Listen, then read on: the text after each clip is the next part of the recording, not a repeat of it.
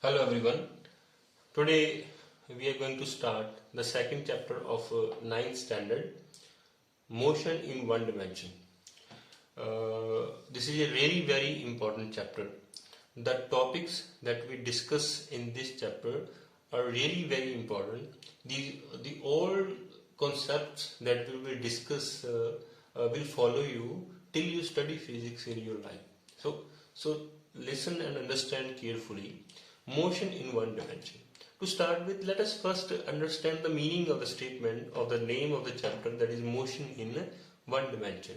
Motion, that we all know, something that is moving. However, the scientific answer is something different.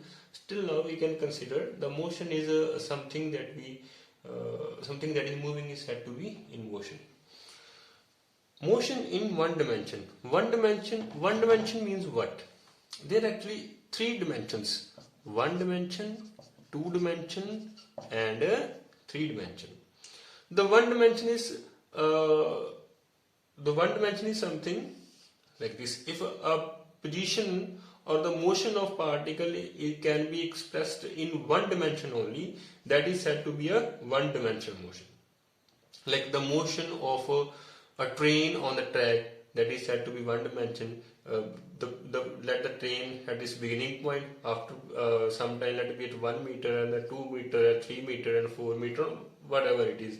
So a train will be moving in one direction, that is said to be one dimension motion. Or a straight line path is said to be a one dimension motion. Like the motion of a lift in upward or downward direction is one dimensional motion. Suppose I lift this, I drop this object from a certain height, and it will follow when I drop it, it will follow a straight line path. So this is said to be a one dimensional motion. Two dimensional motion is when we need two parameters or two coordinates to express the position of the particle, like when a body moving in a circular path. So let this be a 1, this also be 2 or 3 or 4 or whatever quantity you are taking in y-axis. If you want, suppose when a particle moving in a circular path, if you want to define the position of particle at this point, what will be position? This will be a x-axis, that is 2, and y-axis, that is a 3. At here, at this point, at here it will be x-axis 3 and y-axis 2. Wherever you can mark the find the position of the particle in circular path. So in this type of motion we will need two parameters or two coordinates to represent the motion of particle. So this is said to be a two-dimensional motion. Like if you want to discuss about the third dimension, so these two axes are always perpendicular to each other. Then we will draw a third dimension that is perpendicular to both of them, like this. Here in this part, at this point, this is x-axis, this is y-axis, and we will say this is z-axis.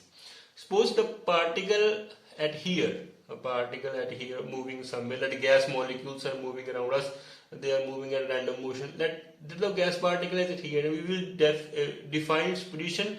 X coordinate is this, y coordinate is this, and z coordinate is this. So this is three-dimensional motion. So to redraw, we will usually draw like this: x, y, and z axis. So our topic is concise on the one dimension only. That is, one dimension means a straight line motion or a one dimension motion. Or one dimensional motion is also known as a linear motion or a rectilinear motion. Okay, so we will discuss the motion of particle when it is moving in a straight line. So let us start. The very first topic is scalar and vectors. Scalar and vectors.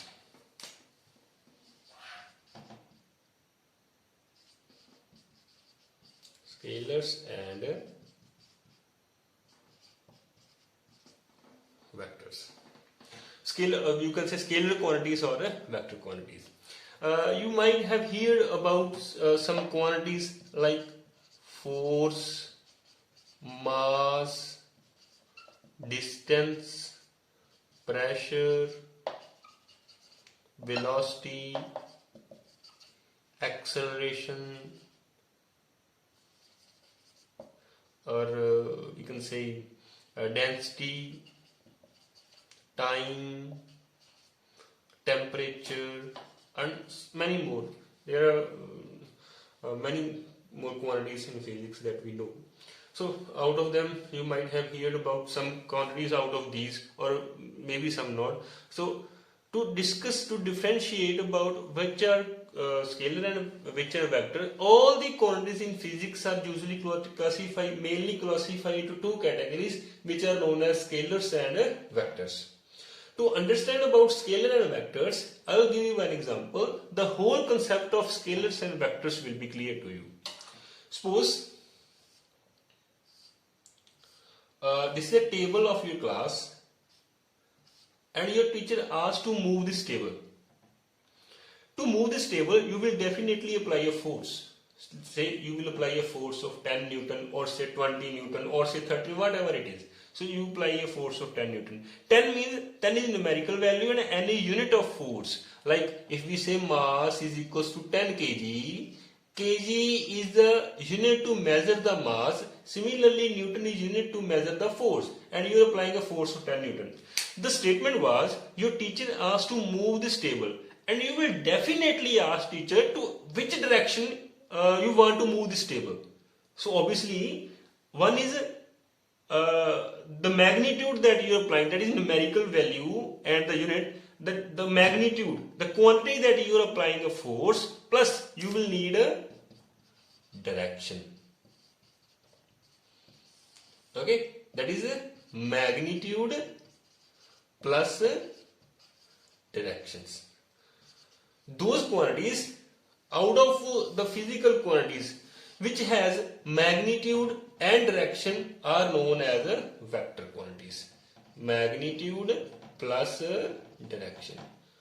Whereas temperature, let us consider the example temperature. Temperature, if we consider today's temperature, let us suppose it is 20 degrees Celsius, or somewhere it will be 40 degrees Celsius, or whatever it is. To know about temperature, we will never say the temperature in this direction is 20 degree or in this direction is somewhere else, say that's 30 degree, or we will never say the temperature in this direction is this and in this direction is this. So the temperature is required only a magnitude. So scalar quantities are those which has a magnitude only. Scalar quantities are those quantities which has magnitude only, and vector quantities are those quantities which has magnitude as well as a direction. So to represent to represent vector, we will require magnitude and direction, whereas scalar are represented by the magnitude only. So out of these, scalars are, say, mass is scalar, distance is scalar, pressure is scalar, and density is scalar, temperature is scalar, and vectors are velocity, acceleration, force are vector. To represent vector, we usually put an arrow on the head. If force is a vector quantity, and we will write F vector, we will say this. We will say like this: F vector. If A is represent acceleration, then it will be A is a vector quantity, A vector, that is acceleration. If mass is the scalar quantity, we will simply say M. Those are those quantities which are vector. We will put an arrow on their head. Vector quantities can be positive or can be negative. Can be positive or can be negative. Means if I will say one quantity is this and another is minus F. If F is in this direction, you are applying a force in this direction, then negative F means in this direction. Whereas this there is nothing like this in the case of scalars. I hope the concept of scalars and vector is clear to you. You can find many more examples of scalar and vector. Try to find out those. If any example is not clear to you, ask me. I will help you to understand about your queries. Next topic is rest and motion. What is rest and motion? The meaning of the word rest and motion we know. Let us define the term rest and motion scientifically. When we will say object is at rest or in motion scientifically. Suppose this is an object and lying here, and we will say it is in rest, and this time we will say in motion, and this is in motion. Now, when the body is at rest, its position does not change with respect to its immediate surrounding. When the position of the body does not change with respect to its immediate surrounding, that body is said to be in a rest. If the position of body continuously changes with respect to its surroundings, immediate surrounding, that body is said to be in a motion. For example, a book lying on a table, that book is said to be at a rest. A car moving on a road, that is said to be in motion. The gas molecules around us are said to be in motion. So when the position of body does not change with respect to its immediate surrounding, the body is said to be at rest. Whereas if the position of body continuously changes with respect to its immediate surrounding, that body is said to be in a motion. Try to find out more examples about rest and motion. I have a question for you. Are we at rest or in motion? While watching this video, you might be lying on a bed or sitting on a chair. At that time, while lying or while sitting, are you at rest or in motion? Think about the answer and let me know what you think. I will give you the answer of this question in the beginning of the next video. Try to find out the answer and revise the concept that we discussed in this session. Thank you.